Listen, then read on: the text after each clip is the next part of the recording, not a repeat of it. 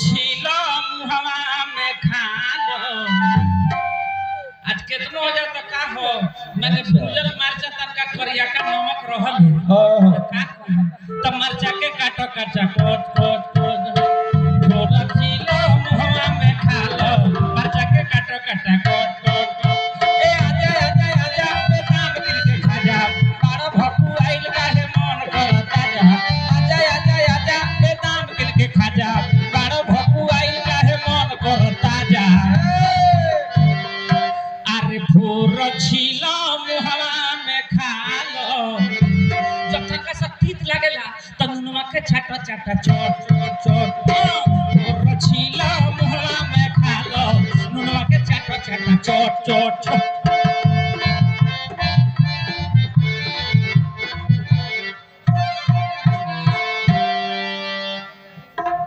आइए अभी आप देख रहे थे किस प्रकार से महाराज